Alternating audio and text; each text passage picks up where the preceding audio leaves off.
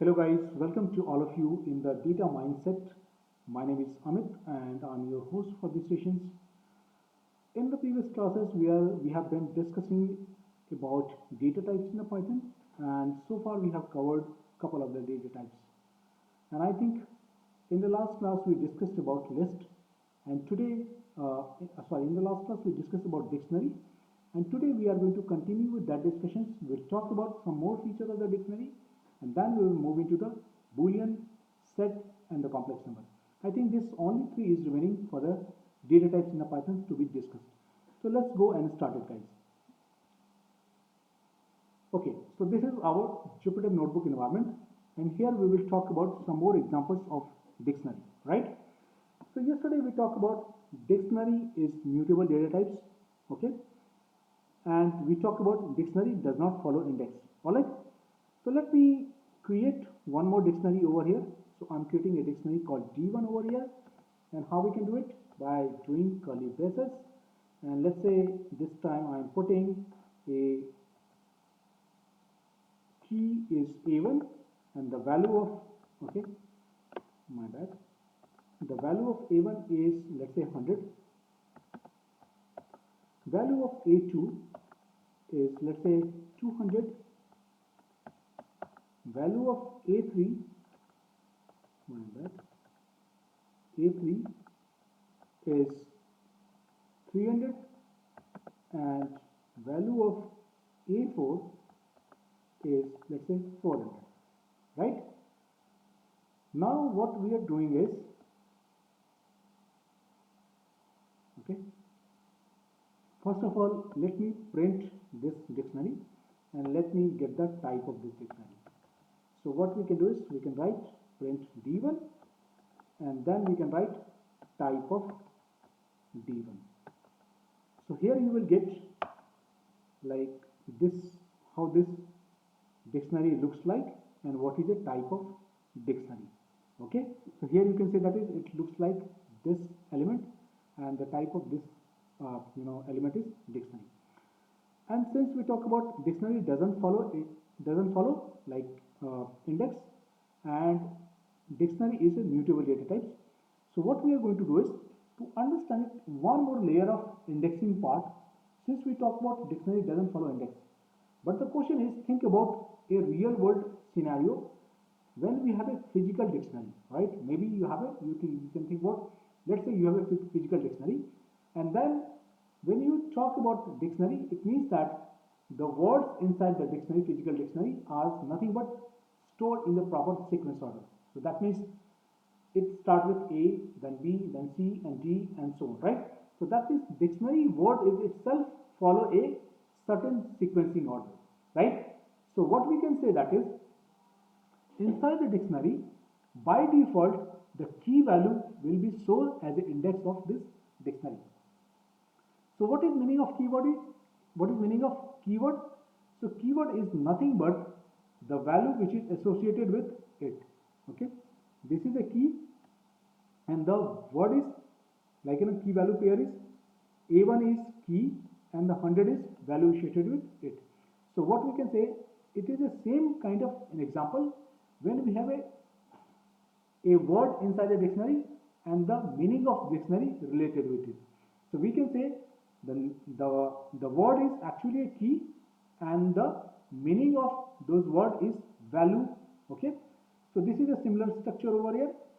So we can say that dictionary follow the default index of keys, right? And how we can do that?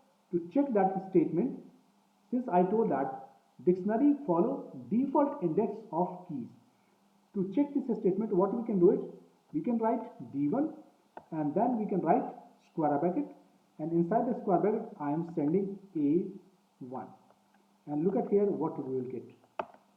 So we will get 100, right?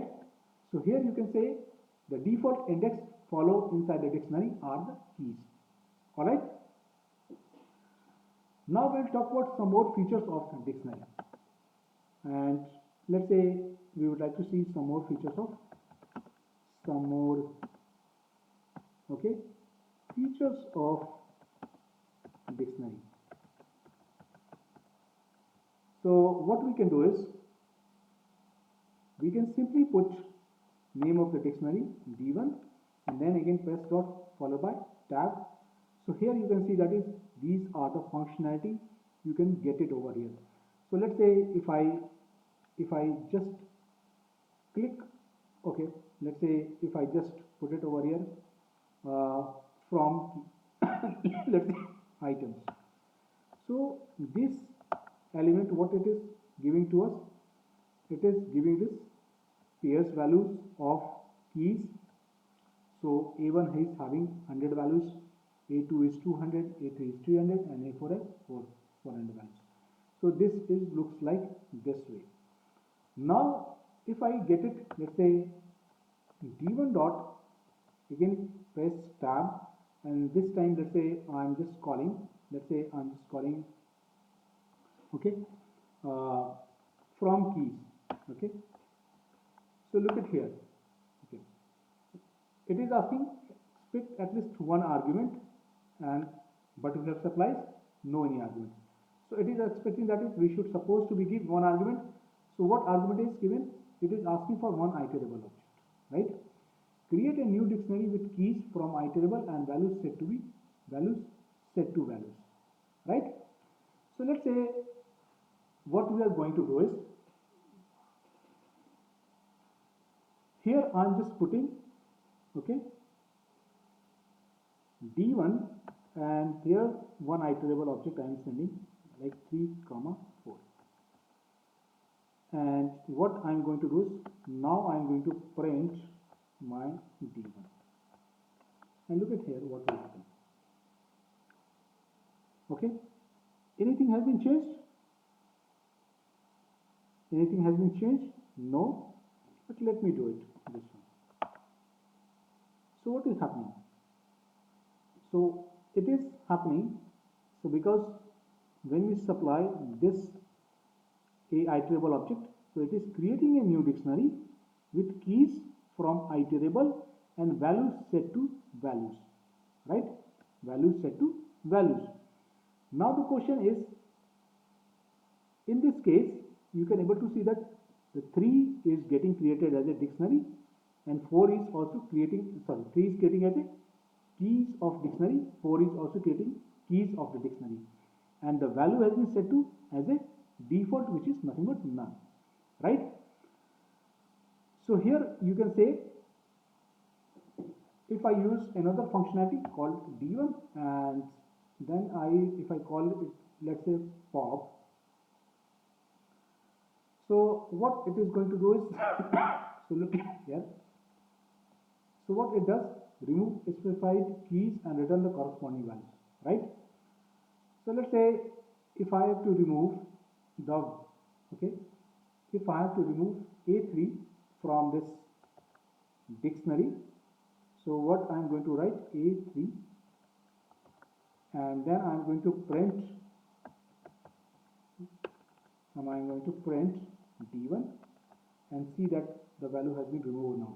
The pop function, what it does, it is going to remove this key pairs values, okay, and here you can say the A3 and the value associated with has been removed from here, okay. So I hope you can able to understand some of the features related to the dictionary. All right, now come back here, we move into the next data type. Okay, so let's talk about Boolean. Now the question is,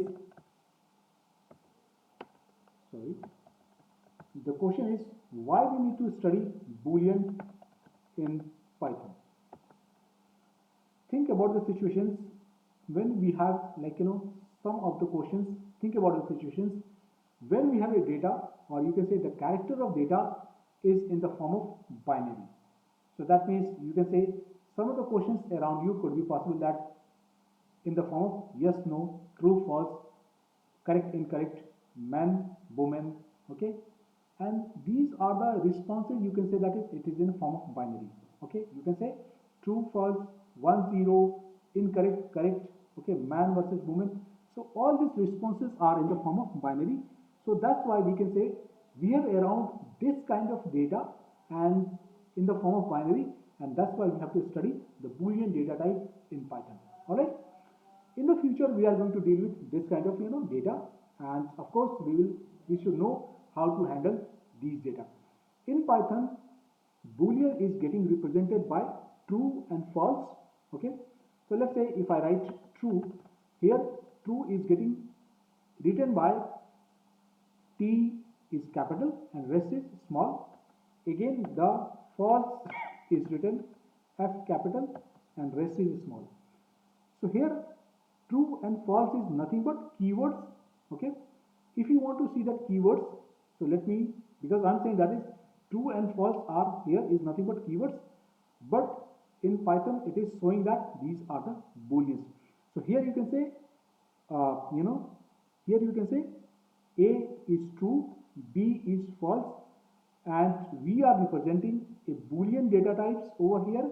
Okay, and we will see if I am going to print A and if I am going to print B, it is going to return us, I'm so sorry, let me, because I'm not written this, I'm not executing this cell, so it will return me true and false. And if I am going to take the type of A and if I am going to take the type of B, it will return us Boolean. Okay, you can say it will return us Boolean, right? So here you can say that is this is a Boolean data type. Since I used a term called keywords, so I would like to show you why I said these are the keywords. Okay, so let me write some piece of the code over here. I am going to write import. I am just importing one of the module called keyword. Okay, and what I am going to do is I am going to print those keywords, okay, from this module.